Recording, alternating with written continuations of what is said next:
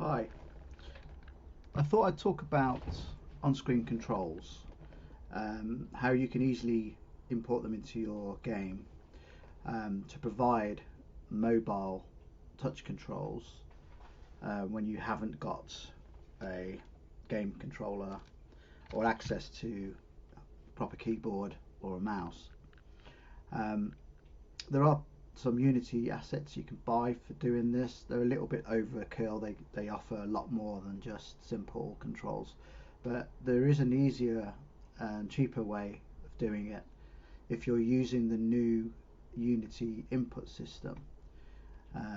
Basically, you can build controls that emulate game controller, left stick and the right stick, and also other buttons that map to game controller buttons or keyboard or mouse controls, whatever it is.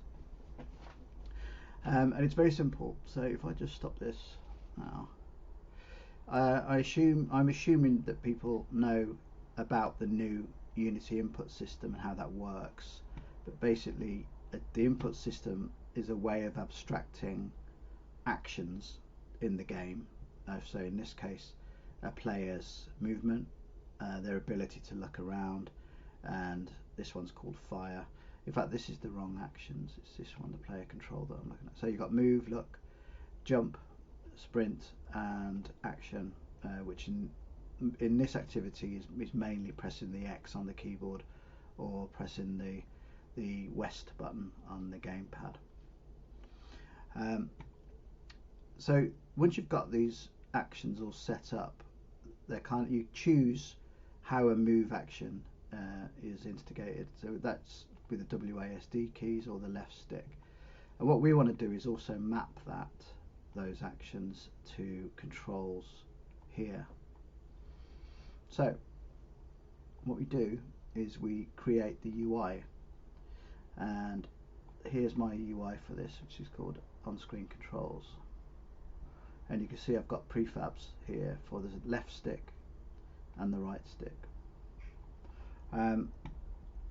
Where you find these is in your package manager, and when you've imported the new input system, it will appear in your in project packages here, and then in the samples bit you'll see an on-screen controls sample project. And this on-screen controls sample project is then imported into the samples folder in the input system, version, and then the on-screen controls. And you can see you've got some prefabs here for a stick and a button. And you just drag them in, and you can see in my case I have a button for the X, which is this one, a button for running, jumping. I've got a standard UI image here, which is just the background of the stick. That doesn't need to be a part of the prefab or anything. It's just a visual aid. You then have the actual stick, which is this white image here in the middle. Same on the right hand side, we've got an image for the background and a prefab for the stick right. So how these work is, for the sticks you have some script on here which is provided by Unity's input system. You have a component called Onscreen stick. Now that has a movement range of 50 pixels, so this will move up and down, left and right across 50 pixels.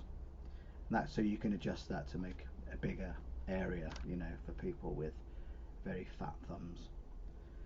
But then this is the important bit. Your control path.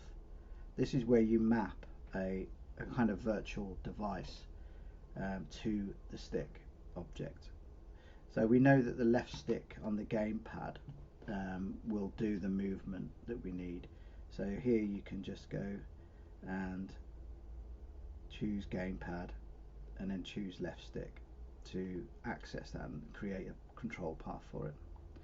Behavior, this is all to do with the position of the stick when you start moving it around. So we just want to keep that as relative position with a static origin. I'm not sure, I can't think of any use case as for why you'd have it any other way, to be honest. There must be, you can create custom controls, so you've got freedom to do whatever you need. The right stick does the same. You can see in this case, all I've done is change the control path to the right stick on the gamepad, and that maps to the movement and the look action here. You've got the left stick and the right stick. Now, the other important thing about this is when you can control how the player moves and looks around. So in this case, we've got this. Our activity is a travelverse activity for a hotel. So our target audience aren't necessarily hardcore gamers, and the feedback we get generally is that they find it hard to use gamepad. That most of them don't use game controllers anyway. So using the mobile controllers, it can be quite tricky. They find it. If anybody remembers when they first started gaming, how hard it was to use games controllers, how sensitive they were, then that's the kind of feedback we get. So in the player control input action, what you can do is actually control the sensitivity of the sticks by changing the scale vector on the processors. You can also invert the X and the Y axis, but if you add a scale vector 2, you can adjust the settings, and these can be quite high in some cases. If you have it at 0, it hardly moves at all, and in fact it isn't a 0 to 1 value either, so you have to kind of play around with it and see what you get. In my case, I don't need the player to be able to look up at the ceiling or all the way down to the floor, so I can adjust the Y to make it very limited in its sensitivity, so you don't have to move too much. And the same on the X value, it makes the looking around can be very slow, and it helps people to be able to then move around using the left stick controller, which is actually pretty good as far as sensitivity goes. So the other thing is if I play this, let it play out, is the buttons. So you've got a button for X, which is a kind of action button. Let me just change this.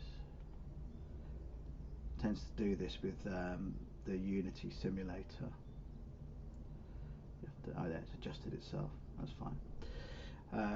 So if you jump, you can see the character jumps, and that button, if I go into it, it's all in here now. I've got to move myself down here. That button is mapped to the button south gamepad control path here, and you can see in here the jump action has button south gamepad as an option, as well as the keyboard space. So it doesn't really matter which one you map to with the virtual controls. Generally, if it's kind of this kind of activity, you would map it to kind of gamepad controls. It's a lot easier for people to use. But again, here as well, we've got the action button is mapped to the X on the keyboard, as well as the button west gamepad button, and you've also got sprint, which is mapped to the left trigger on the gamepad, and also the shift button on the keyboard. So when you look at the button for running, sprinting, you can see that control path is mapped to left trigger gamepad as well. So there you go. And this is just to show you the sensitivity of the look action. What was happening before was when you dragged this across left and right, it was spinning around really, really fast, and it was very hard to control. So now it hardly moves up and down at all. You don't really need to look up at the ceiling or down at the floor in this game, so you only really need to move. So it's just got a little bit of give on the y-axis, but not much. And then the left stick for movement is generally okay, although I may consider making it a little bit easier to use as well, less sensitive. And then you got jump. I've got no way of showing you this. I actually run it on the mobile at the moment, but so I can't do the sprinting, but you can see it does run. And then pressing button on when you interact with objects as well, you can press X. So there you go, that's how to set up mobile touch controls, on-screen controls. What else could I tell you about this? Oh, if you want to simulate touch, so in the simulator, in the play tab in Unity, you can go from game mode to simulator mode and choose your device. You can then like rotate it and do all those cool things. But if you really wanted to simulate actual touch events, you need to open up the input debugger, which you'll find in the window panel in analysis, input debugger, and in there you can choose to turn on simulate touch input. And that's important because you want to be able to make sure that your touch events are actually going through. So this is a way to simulate that in Unity. There you go, I hope that helps. Thank you, bye bye.